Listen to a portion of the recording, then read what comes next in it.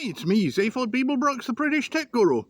And you've been hearing about all these people being arrested in Britain and thrown in jail for really long times for saying things online.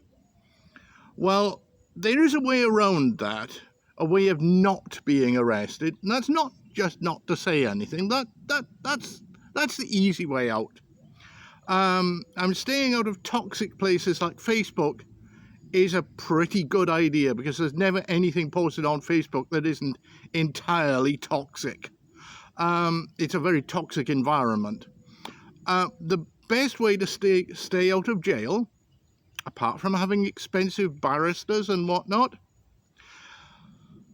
okay, if you have a problem with something somebody has said or is doing, that is the key to the problem.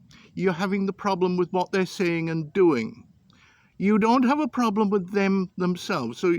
So if politician X pursues a policy you do not like, you can't go around saying, politician X is a XYZ, politician X is a QVD, politician X is this, politician X is... No, that's silly. You need to attack the idea. And you need to do it intelligently, more than just saying, oh, ho, ho, that is a stupid idea. That is the most stupid idea I've ever heard of. No. What you have to do, you have to attack the idea and say, well, look, this doesn't work because...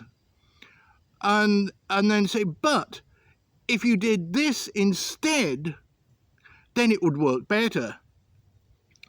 And, for example... People are all complaining about the alleged refugee crisis at the moment. It's simple. Government is attracting refugees. And forget about Nigel Farage and what he's saying. He's right and he is wrong. He is right in bringing attention to a problem. He is wrong in the way he's doing it. And you see, that is my freedom of speech, and I'm allowed to say that. I can do pretty much anything just by saying, look, there's a problem. This is the wrong way of doing it. And you can't incite people. You can't say, oh, we're going to rob the Monopoly Bank. No, you can't do that. Even though the Monopoly Bank is a fictitious bank. No, you can't. You can't say we're going to rob a bank. And similarly, you cannot go around yelling, death to so-and-so, death to so-and-so, let's kill so-and-so. No, you can't do that. You have to be sensible. You have to say, look, this guy is a problem. His answers and ideas are completely wrong. The right answers and the right ideas are, and then you come out with them. And similarly, you can't go around saying XYZ is a pedo, XYZ is a pedophile, or whatever, unless you have the substantive proof. And I mean proof, not just some rubbish you've read online, actual proof that can go in front of a judge. And, and if you've got that proof and you can go in front of a judge, well, that proof should be not broadcast all over the flaming internet. That should be handed over to the DPP for prosecution. Anyway, you have to be sensible. You cannot harass people. You can harass ideas, but not people. You can harass ideas, but not institutions. You can harass ideas, but not businesses. Remember, you have to harass the idea. You have to chase the idea, not the people, not the businesses, not the institutions, not the governments. If you attack people, they're going to get upset, and that's when they're going to bring in slander and libel laws, which still exist and are enforced. When the police actually want to enforce them, or when, actually it's a civil prosecution, but this is the interesting thing, anything civil against the person, unless it's an actual crime, you have to prosecute yourself. But if it's the same thing against the government, well, the government prosecutes you as a criminal. So, and that's anyway, that's the way it works. And don't forget, now in Britain, everything is illegal, but everything is possible, because they only enforce laws that they feel like enforcing at the moment.